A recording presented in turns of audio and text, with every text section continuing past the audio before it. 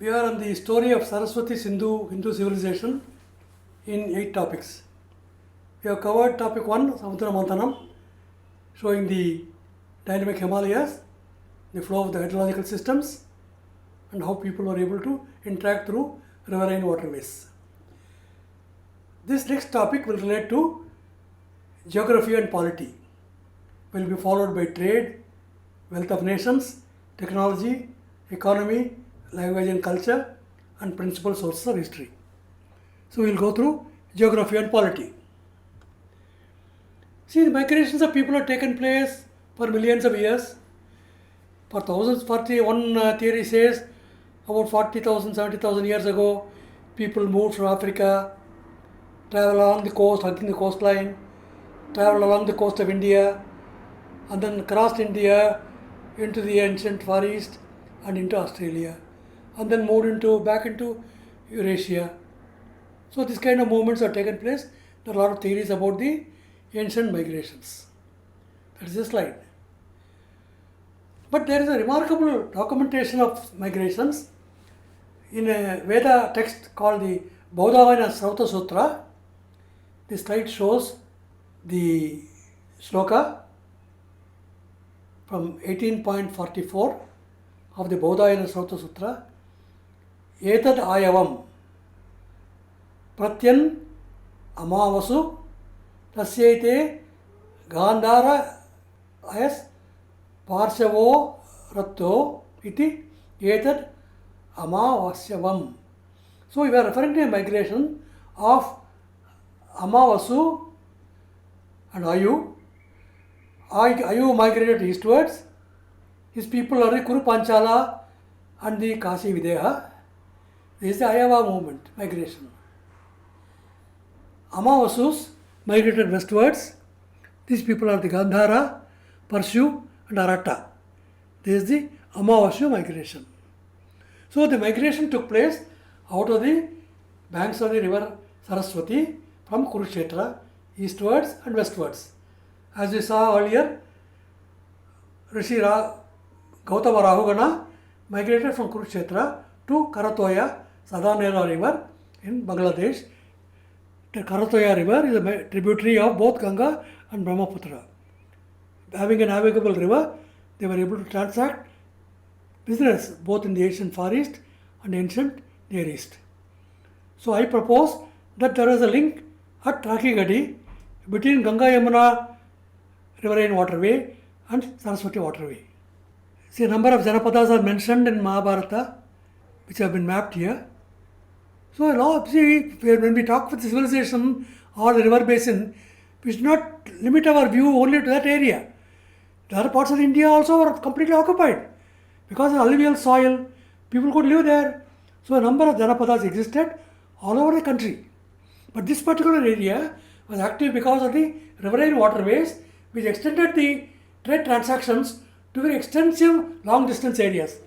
On the east you can go up to Hanoi, Bangkok. On the west you can go up to Haifa in Israel. So that was the advantage that was created by the Saraswati Sindhu Hindu civilization. So we should not limit our view to only to this region and then restrict our vision. People existed all over the country, as it has been shown very clearly in the Mahabharata, the Janapadas. So a number of type migrations have speculated. Historical settlements of the Dravidian migrations, according to R.S. Sharma. So like this, people have been moving up and down. There have been a lot of interactions that have been taken place between Setubandha, between Sri Lanka and Setubandha, across Setubandha to Rameswaram, from Rameswaram to Kerala, from Kerala on catamarans right up to the Red Sea, in Sukna. So people were moving on the boats and as caravans. Trading activity was not restricted to the civilization. Though we are focusing on these large number of settlements which are dated to the 4th millennium to 2nd millennium, as shown on this map, we are not restricting ourselves to the fact that this was the only area. No, there are a lot of trade interactions. So people in this Saraswati river basin were receiving material. There were trade networks within the country. See, from Sahyadri ranges, they were getting material. From the Brahmaputra region, they were getting material. From Narmada river basin, they were getting material. From Gujarat, they were getting material. All those materials were transacted, we will see in the trade networks topic. So the special distribution of major drainages created the important tirthasthanas, pilgrimage sites. So that defined the culture of this country. Once you create a tirthasthana, once you look upon it as sacred, people start moving. People start moving from Rameswaram, Setubandha to Kedarnath, Badrinath, the Char Dhams. So from Kamakshya, you can go to Hingalraj in Sindh province. People can move all over. The Mahabharata gives a remarkable account of the pilgrimage centers of this ancient Bharatam. So this way, we have to look at the country as a whole, which created the richest nation on the globe in one common era. Look at the Om Parvat, Kailasa Parvatam, which gave rise to Kumarasambhava, where the metaphor is Shiva is sitting on top of the Kailas, out of his jata emerges Ganga and other rivers from the heights of 6,191 meters of Himalayas, and series of overturned folds create an Om image on the Om Parvat and Tirthasthanas, which are recognized as important geological points, and the idea of Shivalinga. Shivalinga as a Rudra Bhaga, a Vishnu Bhaga, and a Brahma Bhaga. The Vishnu Bhaga is octagonal, like the pillar found in Binjore, Yagnakonda. 8-cornered, 8-angled pillar, 8-sided pillar. So a Shivalinga is made with a quadrangular base. In the middle is an octagonal pillar, and on top of it cylindrical. This is Shivalinga. Shivalinga consists of 3 parts. Brahma searches for the end of this pillar, the fiery pillar, and Vishnu as Varaha goes down into the earth to search for the roots of this pillar. It's an endless pillar.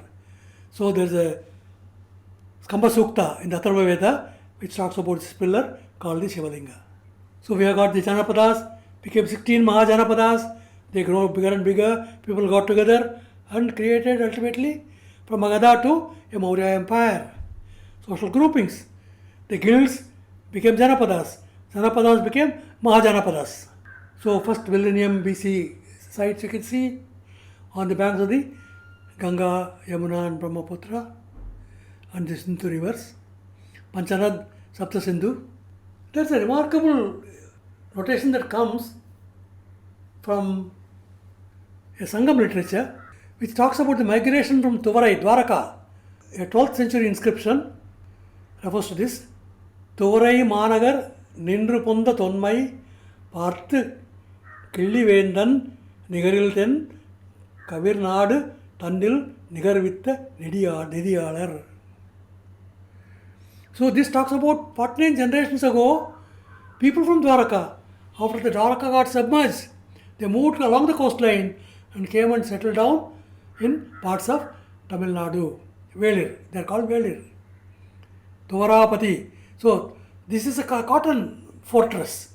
So metalwork was going on there, and thus metalwork continued. For example, the Mohenjo-daro dancing girl statue that is made in last wax technique, a technique that is followed even today in Swamimalai on the banks of the river Kaveri, producing bronze made statues of Krishna, Rama and Balarama and Nataraja. We have seen the satellite image of the settlements. I am also showing you a plaque, a mosaic in a place called Mari in ancient Near East on the Tigris Euphrates, carrying a one-horned young bull which becomes a trademark symbol, a hallmark symbol of the Indus civilization writing system called the Indus script. That one-horned bull called the unicorn is held on top of a shola kambu, a cob of maize. Konda. Konda means a fiery trench of live coal, sacred fire altar, Agnikunda. So we have seen the mature phase of civilization ranges from 2600 to 1900 before Common Era. Then by 600 before Common Era, we had the 16 Mahajanapadas. A formation was taking place within the country, uniting the country, but with a common cultural framework. So you can see the maps of the vegetation maps. Very rich country, natural resources. We can see the global sea levels of 10,000 BCE were such that this alluvial soil of India was not affected by the ice age. The rest of Europe was filled with 24 feet of ice cover. That did not affect us because of the Himalayan barrier. So agricultural activities could continue in India. So during the last ice age, from 115,000 to 11,700 before present, a lot of activity was continuing to happen in this part of the globe. These are the Meluha settlements. As we have seen from the Bodhayana Sutra, Meluha speakers landed in Iranian soil and went westwards, the Amavasya migration. There is a lot of trade activity with Susa, Tali Malyan, Fars province, central Zagros mountain range in present-day Iran. So a good number of maps have been beautifully drawn by Schwarzberg. India, the Vedas and epics. Region, peoples and cities of the Mahabharata.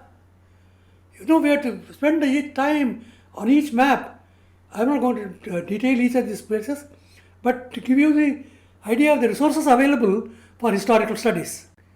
India is revealed in the Mahabharata epic with all the Tirthasthanas and the important Janapadas. And there are major powers of South Asia in the 6th century BC, 6th century Common Era. We will see each one of them. Dynasties of Magadha, Maurya, up to 6th century.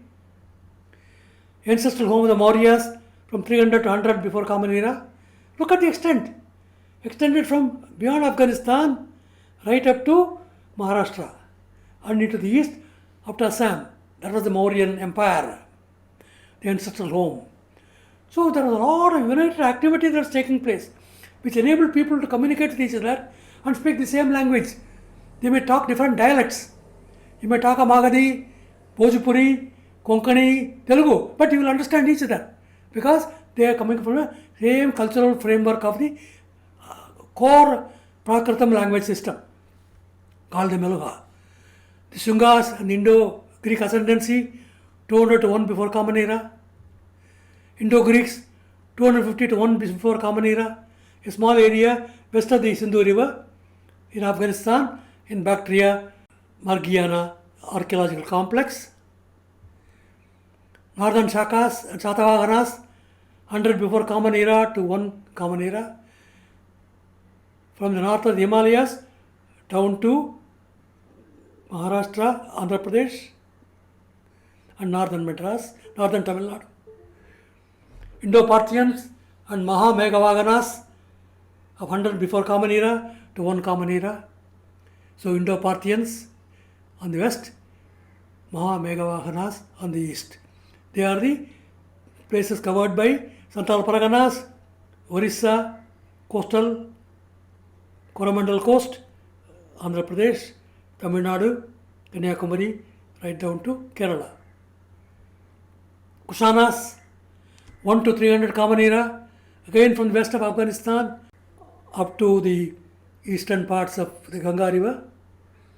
Shakas, Shaharatas and Kardamas, 50 to 150 Common Era, particularly in northwest India, Gujarat, North Rajasthan, parts of Madhya Pradesh and Uttar Pradesh. Vakatakas from 250 to 450 Common Era in Madhya Pradesh area and eastern Gujarat area and little Orissa area. Southern Hunas, 450 to 600 Common Era, they are called the Southern Hunas, again from the north Himalayas to right up to the Narmada River.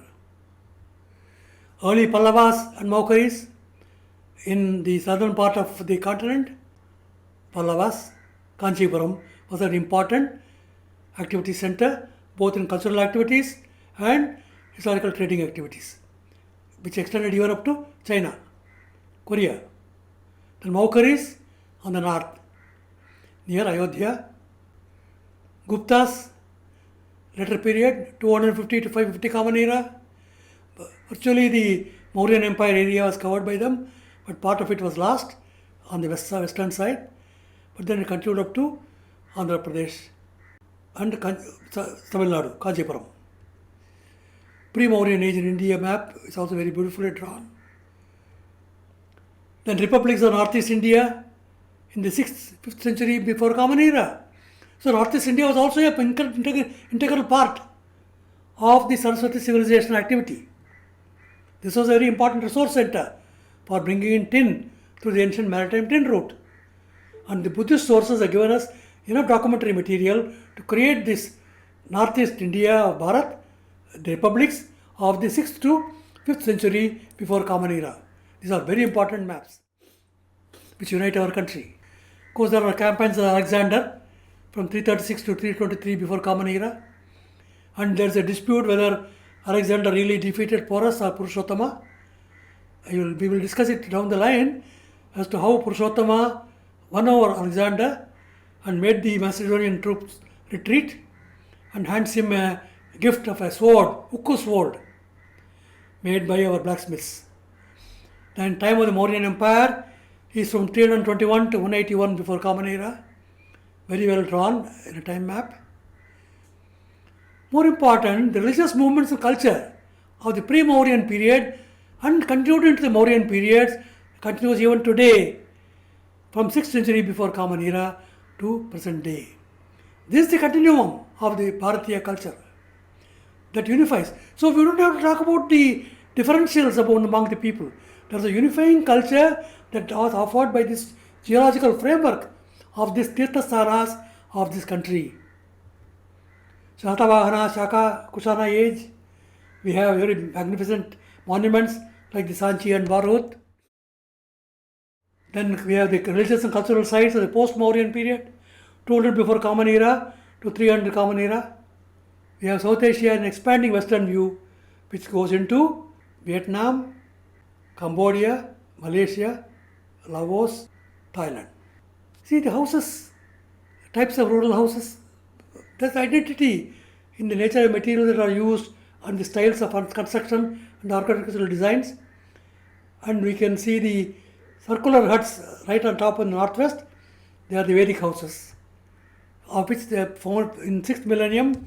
We have found in sites in Bildana and northern Kashmir, sites showing these Vedic houses. So this cultural framework governed by the geology of the country and the polity of the Janapadas is very important. We have a series of sredis and guilds. They gathered together with a common purpose to accumulate wealth. They traded with all within the country, outside the country. But the wealth was not used for their own personal property building. This wealth was used for common welfare. It was shared wealth, it was shared common wealth. That defined dharma. That you earn wealth and give it back to the society that has given you this opportunity. This has been the governing principle of our Adhyatmika systems. This is the foundation. The Adhyatmika foundation lies in this geography and polity of the country, governed by the Tirthasthanas and the respect for nature, respect for the land, and sheer respect for all phenomena. The entire Rigveda is resonant with exploratory verses, metaphors. Trying to understand what's going on here. What is this cosmic dance that's taking place? Let us understand this, and we'll cover that in the following topics. Thank you very much. Namaskar.